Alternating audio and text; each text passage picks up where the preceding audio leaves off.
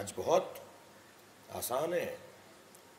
یہ مولا علی کی ولایت کا پیغام کن مرحلوں اور کن مشکلات سے گزر کے یہاں تک پہنچا ہے.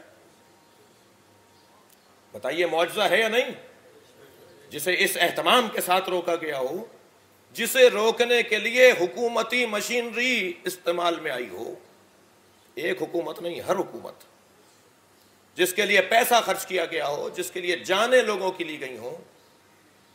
آج اتنی مدت گزرنے کے بعد آپ رسانوں پر، صرف پاکستان کے رسانے نہیں بلکہ دنیا بھر کے رسانے، آپ ان رسانوں پر بیٹھ کر، آپ ان ٹیلی ویژن چینلز کے اوپر بیٹھ کر جب مولا علی کی ولایت اور مولا علی کی محبت اور مولا کی افضلیت کی بات کر رہے ہوتے ہیں، اس کے پیچھے آپ کے بزرگوں کی محنتیں، خون ہے، اس کے پیچھے ایک تاریخ ہے، اور وہ اساس اور بنیاد ہے عزیزان گرامی جو ہدایت کی ہے. آپ نمازیں بہت اچھی پڑھتے رہیں مگر اگر ولایت علی آپ کے دل میں نہیں ہے تو اللہ کو اس نماز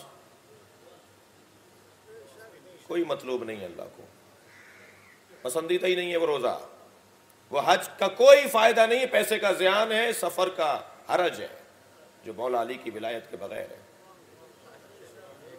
روح ہے اسلام کی ولایت علی بن ابی طالب، وہ ٹریک،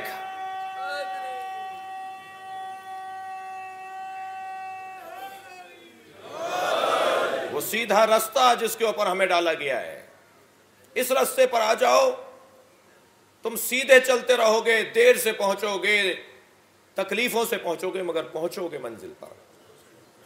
لیکن اگر تم نے رستہ ہی تبدیل کر لیا تو جتنی محنت کرتے چلے جاؤ گے اتنی منزل اور مقصود سے دور ہوتے چلے جاؤ گے.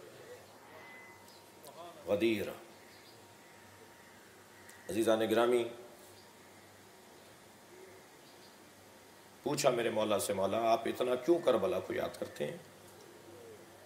فرمایا ہمیں خوف ہے کہ کہیں غدیر کی طرح